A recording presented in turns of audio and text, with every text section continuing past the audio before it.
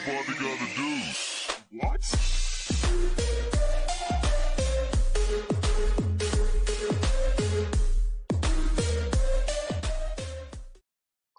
Welcome back. It's your boy Japanese Tutor. We're gonna do some Bishop Endgames today, and you're getting 2 streams for the price of 1 because I just did a stream earlier, which you should go see.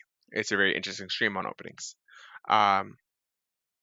So if you haven't done so already, and if you learned something, hit that subscribe button, hit that like. If you don't learn anything, comment. Let me know what I can do better next time. Take care, Destroyer. We're gonna go over some Bishop Endgames today.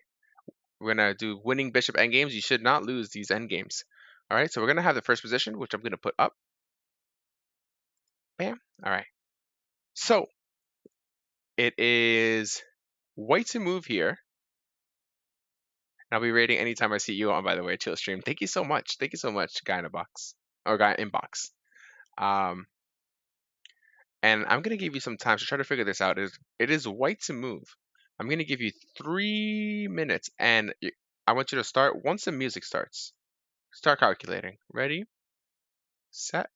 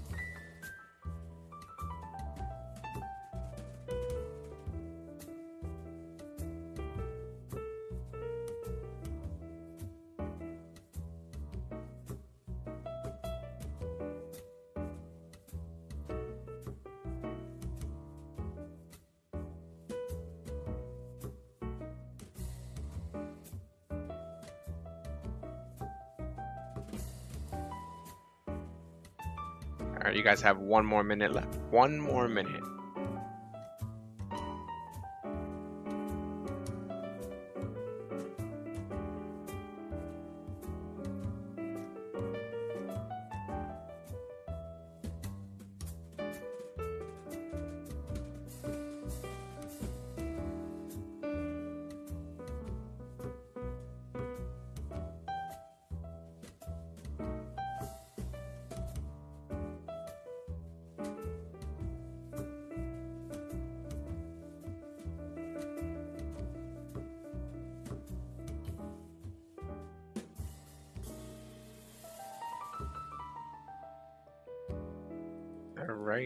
All right, and we're wrapping it up. Okay, so in the chat, it was an overwhelming decision to play Bishop f6. So let's see what the text says. And actually, Bishop f6 leads to a loss. Okay, and this is how we're going to do it. So if Bishop f6, f4, King d6, f3, Bishop d4, and then we're going to play c3. Leads to a loss. If you guys know that if they're more than 2 spaces apart, they can create some counterplay by themselves versus the bishop if they're far enough advanced. Okay, so and in chess jargon, this situation is referred to as the pants. The pants, guys. When you put on, the bishop stops pawns on 2 different diagonals, but advancing one of his pawns means the bishop must give up its guard over the other. This is the same sort of in the pants situation that could have arisen in other games. Sometimes the bishop is not holding a passed pawn on one of the two diagonals, but defending its own pawn or some other important point. For all practical purposes, this is the same thing. Advancing a pawn pulls the bishop away from fulfilling its other obligation. Okay? Keep in mind that there are other ways to exploit a torn bishop. A torn bishop is where you have to go this way and defend two sides at the same time. It may be driven away from the intersection of two diagonals by the king or forced to move away by means of zugzwang. Return to the position above, and white saves himself with a pawn sacrifice. G6.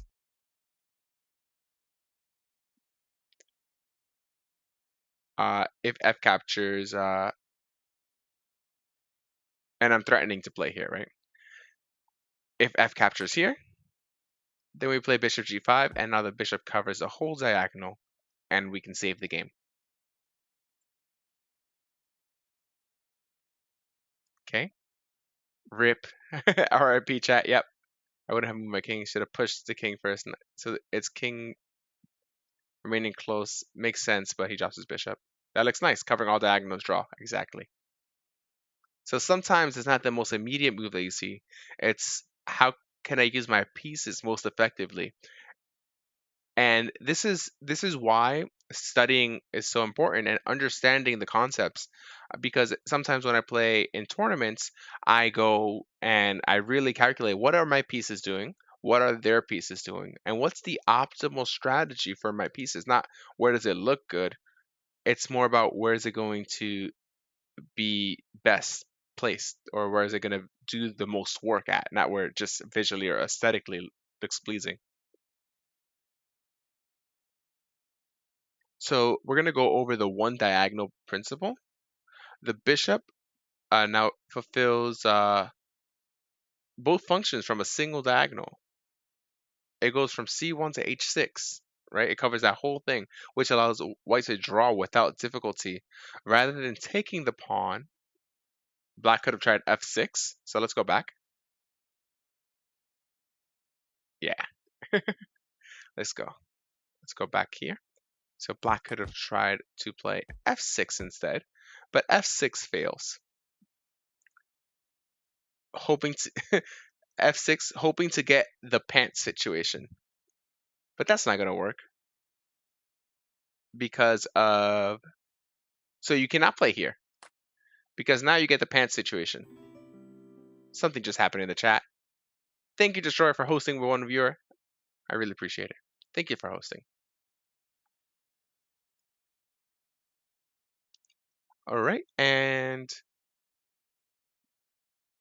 you said bishop captures f6. It leads because of f4. Now we get back into the pants situation, if you guys remember. Bishop d4, king b6. The pants situation. We play g7. Obviously, we're going to play here. Bishop captures c3. Bam. Pants. All the pants. Right? So we got to be careful. We can't take on f6. We get the pants situation. So after continuing king d6 instead, he can't take because of the checkmate threat, and also your queen would check. F6.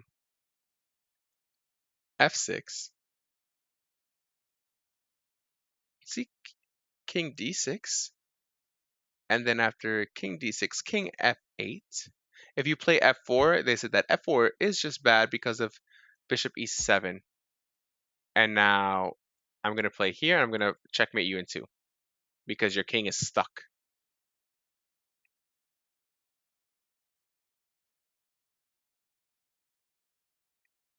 Okay, so bishop c f8. You're instead going to play king f8. So king f8. King d5, right? King d5. And that we draw here because, let's say if c3, Now we take here c2, bam, and guess who's controls this? We do. But they can win the pawn, obviously. They can win the pawn, no problem. But we win that pawn, and it's a draw. So instead of losing the game, we win the game. Okay. Let's go into our next things, and we're going to do bishop versus connected pawns now. Okay, so we're going to just set up the position. Let's go ahead and do a new example. Bam.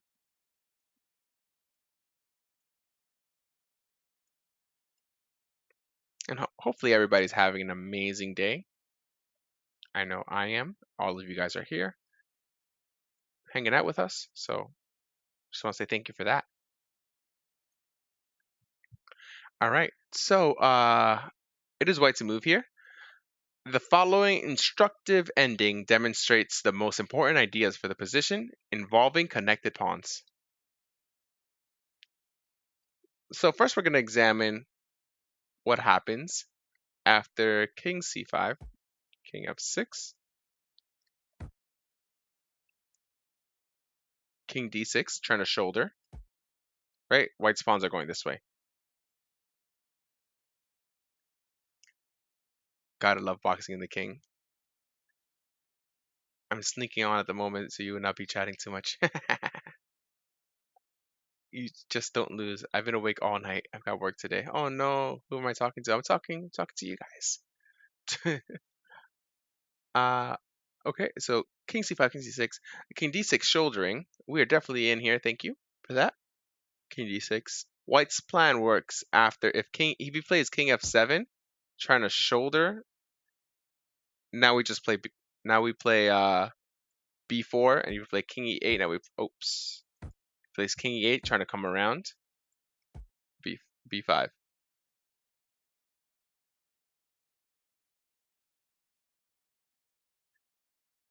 What if he plays here?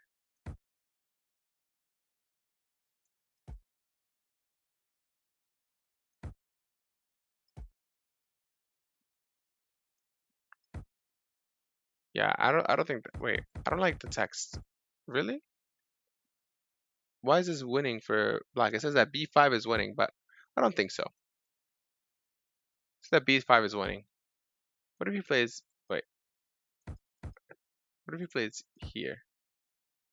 Oh, you play king c7. b5 is actually drawn. King c7 is winning.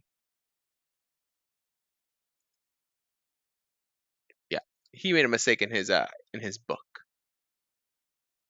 Or maybe I just made a mistake with my analysis. Bishop d1. Bam.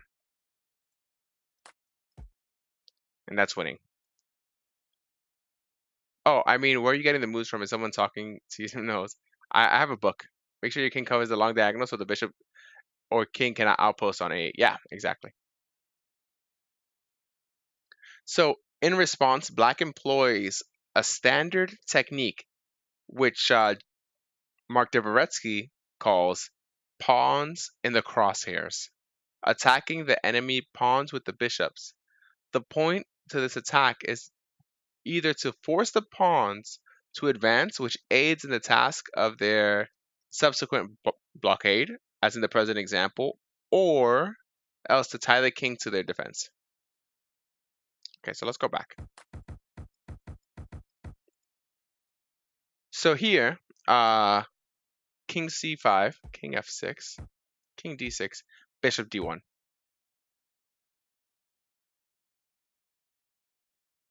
a5, bishop e2, now covering the line. I like that a lot.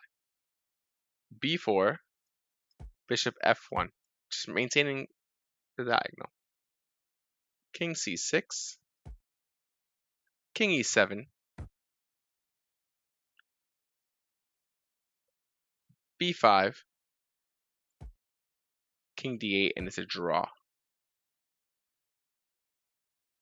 You can also do this, or you can do the more thematic. Right, and this is a draw because it's a rook pawn. So this is a technique that Mark Dostoevsky puts that we should try to attack the pawns if they're connected passers, attack the one that's in the front, and then make them kind of vulnerable to the diagonal. So that's very instructive. I like that. In the game, White tried a different plan. Let's go.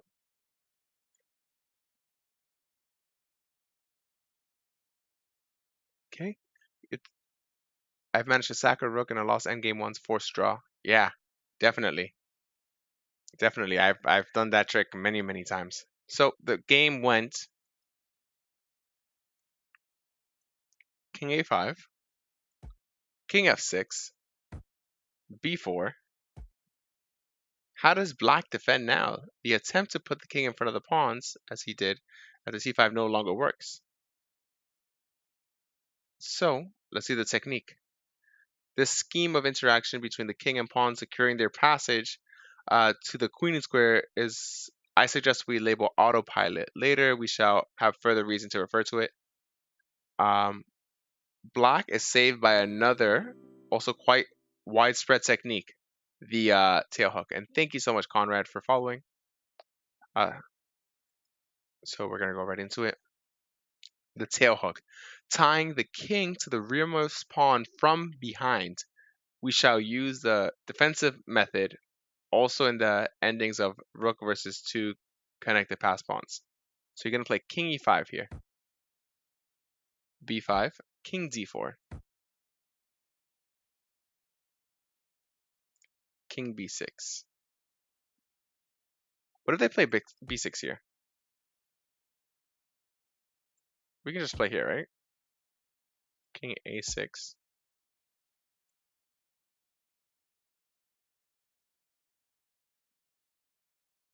I don't like the way this is going.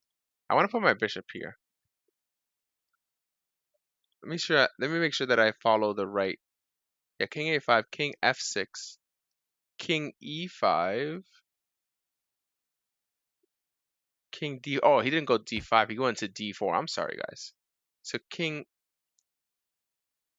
b5, king d4, right? So we can have this passage. King b6.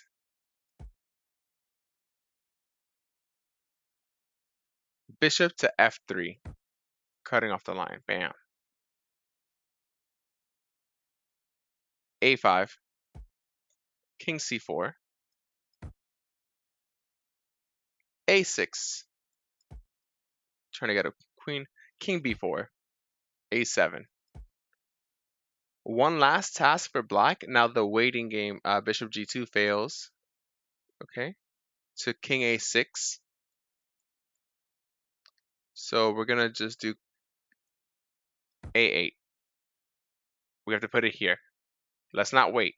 Because if we play like bishop g2 or something, then king a6 automatically wins. Because after bam, bam, now we're winning. But if we play here now, now after king a6, now we have king c5. b6. And now we both cover instead of my bishop just being here behind me. And now we draw easily. Okay.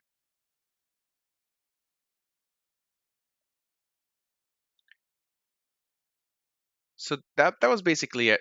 The techniques that we should try to learn. So the tail hook is we should attack, which is defend the diagonal first, and then attack the pawn that's keeping the king back. So in this case, it's going to be this pawn, right? So let's play here. Oh, king b6 here, right? We're going to control the square, right? And if they play here, now we know that this is the rear. This is going to be the rearmost pawn. So boom, b6, and now bam, easy draw. If, like in the game,